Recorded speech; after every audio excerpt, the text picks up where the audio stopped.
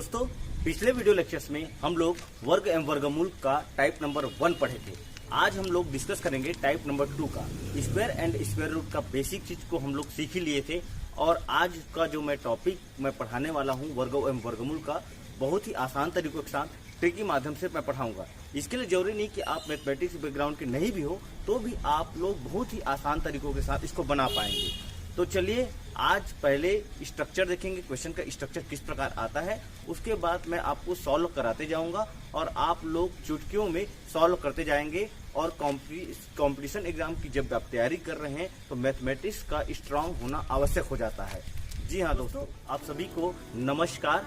Dear students, मैं हूं उमेश साहू और उमेश साहू अभ्यास एकेडमी के ऑनलाइन क्लासेस पर आप सभी का स्वागत करता हूं। मेरे प्यारे दोस्तों विद्यार्थियों, देखिए आप लोग को स्क्रीन पर आप लोग को क्वेश्चन का स्ट्रक्चर नजर आ रहा है। आपको 5 क्वेश्चन दिख रहे हैं। यहाँ पर पहला क्वेश्चन दिख रहा है वर्गमूल 2 प्लस वर्गमूल 2 प्लस वर्गमूल 2 प्लस डैश डैश इन्फिनाइट तक, इसका वैल्यू क्या होगा। उसके बाद आप लोग को सेकंड क्वेश्चन दिख रहा होगा वर्गमूल 12 प्लस वर्गमूल 12 प्लस वर्गमूल 12 डैश डैश इन्फिनाइट तक। और आपको इसके बाद क्वेश्चन दिख रहा होगा वर्गमूल के अंदर में 42 है और उसके माइनस है और इन्फिनाइट तक। और इसके बाद अगला जो क्वेश्चन दिख रहा है वर्गमूल के अंदर में 56 है और ये भी माइनस चिन्ह है और 50 एक ही डिजिट है। सब में देखिए एक ही डिजिट है, किसी में प्लस है और किसी में माइनस है। और देखिए जो क्वेश्चन दिख रहा है 72 प्लस 72 प्लस वर्गमूल के अंदर में 72 है और ये जा रहा है इन्फिनाइट तक। तो इस टाइप के स्ट्रक्चर जो क्वेश्चंस आते हैं इसको हम लोग कैसे बनाएंगे वो ध्यान से आप लोग पूरे मन से आप लोग देखते रहिएगा। आप क्वेश्चन देखें कि आपको आंसर तुरंत पता चल जाएगा। स्क्रीन पर आप लोग को क्वेश्चन दिख रहा है, इसको मैं सॉल्व करके बताता हूँ। देखिए क्वेश्चन दिख रहा है वर्गमूल 2 प्लस के अंदर में 2 रिपीट हो रहा है डैश डैश डैश तक। अब हमको 2 को लिख देना है। 2 को जैसे ही लिखेंगे हमको ऐसे 2 फैक्टर चुनना है या देखना है जिसको गुणा करने पर तो 2 आना चाहिए और साथ में दोनों को सब्ट्रैक्ट अगर माइनस करने पर 1 आना चाहिए। तो ऐसी कौन सी संख्या है तो देखिए, और देखिए यहाँ पर हमको प्लस चिन्ह में दिया हुआ है तो 2 को हम लोग बाहर निकाल दिए और 2 को अगर मैं गुणा करूँ तो वो 1 2 2 मतलब 1 दूनी 2 और 2 में से 1 गया 1 होता है। 2 में से 1 गया 1 होता है। अब सबसे पहले ध्यान देने की योग्य बात यह है कि अगर क्वेश्चन में वो प्लस चिन्ह दिख रहा है तो प्लस चिन्ह दिख रहा है तो हम लोग को जो डिजिट है वो बड़ा वाला डिजिट को लेना है और अगर माइनस चिन्ह रहता तो छोटा वाला डिजिट आंसर हो जाता। तो यहाँ पर देखिए क्वेश्चंस में यहाँ पर प्लस चिन्ह है तो यहाँ हमारा आंसर हो जाएगा 2। अगर प्लस चिन्ह है तो हमारा बड़ा डिजिट वो हो जाएगा 2 आंसर हो जाएगा। दूसरा क्वेश्चन स्क्रीन पर आप लोग को दिख रहा है दोस्तों वर्गमूल 6 के अंदर में माइनस चिन्ह है और 6 6 6 करके इनफिनाइट तक वो डैश डैश करके जा रहा है। तो देखिए 6 को हम लोग बाहर निकाल दिए। अब 6 को ऐसा 2 फैक्टर चुनेंगे जिसमें दोनों को सब्ट्रैक्ट करने पर 1 होना चाहिए और दोनों का फैक्टर अगर गुणा करने पर 6 होना चाहिए। तो ऐसा 2 जो संख्या हुआ है 2 या 6 और 3 में से अगर 2 को मैं अगर सब्ट्रैक्ट करूं तो 1 आ जा रहा है। आप लोग देख रहे हैं। जी हाँ दोस्तों, तो अब हमको देखना है कि माइनस चिन्ह है कि प्लस चिन्ह है। तो क्वेश्चन में हमको माइनस चिन्ह दिख रहा है। कौन सा चिन्ह दिख रहा है? माइनस चिन्ह। तो हम लोग को छोटा डिजिट आंसर हो जाएगा, मतलब इसका आंसर हो जाएगा 2। दोस्तों आप लोग को स्क्रीन पर क्वेश्चन दिख रहा है वर्गमूल के अंदर में है 72 प्लस वर्गमूल के अंदर में 72 प्लस वर्गमूल के अंदर में 72 प्लस और ये डैश डैश करके इन्फिनाइट तक जा रहा है। तो आप लोग इसका आंसर तुरंत बता सकते हैं।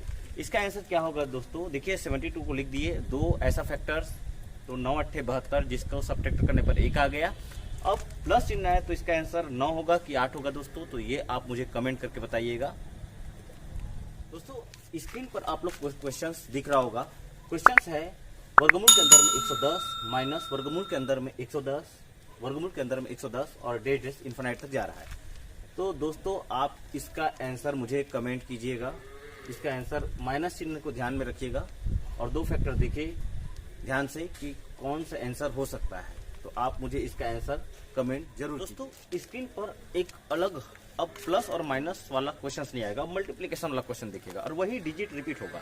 देखिए आप लोग को वर्गमूल 5 के अंदर में वर्गमूल 5 के अंदर में वर्गमूल 5 के अंदर में बीच में मल्टीप्लिकेशन है और ये जा रहा है आपका डैश डैश करके इन्फिनाइट तक। तो इसका वैल्यू क्या होगा? तो जो दिख रहा है डिजिट वही हमारा आंसर हो जाएगा। 5 दिख रहा है तो इसका आंसर 5 हो जाएगा। यह लॉन्ग मेथड से इंटीग्रेशन डिफरेंशियल्स के माध्यम से बनता है, लेकिन हमको कॉम्पिटिटिव एग्जामिनेशन के दृष्टिकोण से यहाँ पर हमको ट्रिक के माध्यम से यहाँ पर जान लेना है कि अगर हमको इन्फिनाइट डेज तक गया तो इसका आंसर हमको सेम होगा, डिजिट सेम होना चाहिए। इसके बाद आप लोग को स्क्रीन पर दिख रहा है वर्गमूल 7 के अंदर में वर्गमूल 7, वर्गमूल 7, वर्गमूल 7 और ये इन्फिनाइट तक गया है। अब इसका वैल्यू पूछ रहा है कि क्या होगा।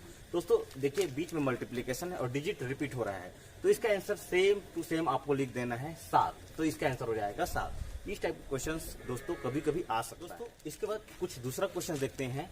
अब वर्गमूल के अंदर में 5, मल्टीप्लिकेशन वर्गमूल के अंदर में 5, वर्गमूल 5 है और इसमें देखिए डेज नहीं है, इन्फिनाइट तक नहीं जा रहा है। तो 5 कितने बार आया है दोस्तों? 4 बार आया है। तो जो संख्या आया है उसको मैं लिख देता हूँ 5 को, और इसको 2 के टेबल में लिख देता हूँ। 2 का टेबल में पढ़ देता हूँ। 2 दूनी 4, दूनी 8, दूनी 16, मतलब ये हो जाएगा 4 बार आया है तो हो जाएगा 5 के पावर में मैं 16 कर दिया और न्यूमरेटर में से 16 में से 1 को घटा दो 15, तो 5 घात 15/16 यह हमारा क्या हो जाएगा? आंसर हो जाएगा। डियर स्टूडेंट्स, यहाँ पर देखिए आप लोगों को क्वेश्चंस स्क्रीन पर देखिएगा। वर्गमूल 7, मल्टीप्लिकेशन वर्गमूल 7 3 बार आया हुआ है और यहाँ पर हमको इन्फिनाइट नहीं लगा है, मतलब डेज नहीं है, तो इसका वैल्यू क्या होगा? Find the value. इसका वैल्यू क्या होगा? इसका मान क्या हो सकता है? तो देखिए 7 कितने बार आया है, जो संख्या आया है उसको लिख देते हैं। तो यहाँ पर 7 आया है तो 7 को एज इट इज लिख देते हैं। अब देखिए 7 कितने बार आया है? 3 बार आया है, तो 2 का टेबल पढ़ देते हैं। 2 दूनी 4, 4 दूनी 8, तो ये हो जाएगा 7 के पावर में डिनोमिनेटर में 8 लिख दीजिए और 8 में से को घटा दीजिए 7, तो 7 घात 7/8 इसका आंसर यह हो जाएगा। दोस्तों स्क्रीन पर आप लोग को क्वेश्चंस नजर आ रहा है। वर्गमूल 11, मल्टीप्लिकेशन के अंदर में वर्गमूल 11, वर्गमूल 11, वर्गमूल 11, वर्गमूल 11, ये 5 बार 11 आया हुआ है। तो इसका आंसर आप लोग मुझे कमेंट कीजिएगा, क्योंकि यह इन्फिनाइट तक नहीं गया है, 5 बार आया है, तो आप लोग इसका आंसर मुझे कमेंट जरूर कीजिएगा। दोस्तों अगर आप कमेंट कर रहे हैं, आप बनाकर देख रहे हैं, तो आपको समझ में जरूर आ रहा होगा। कॉन्सेंट्रेट होकर आप घर में बैठकर बनाते रहिए। आशा करता हूं दोस्तों आज का वीडियो लेक्चर आप लोग को बहुत ही अच्छे तरीकों से समझ में आ गया होगा, टाइप नंबर 2। इसके बाद टाइप नंबर 3 मैं आपको अगले वीडियो लेक्चर्स नेक्स्ट सेशन में बताऊंगा। तब तक आप घर में पढ़ते रहिए, मुस्कुराते रहिए, मनोरंजन करते रहिए, कॉन्सेंट्रेट होकर अपने लक्ष्य पर डटे रहिए। थैंक यू दोस्तों।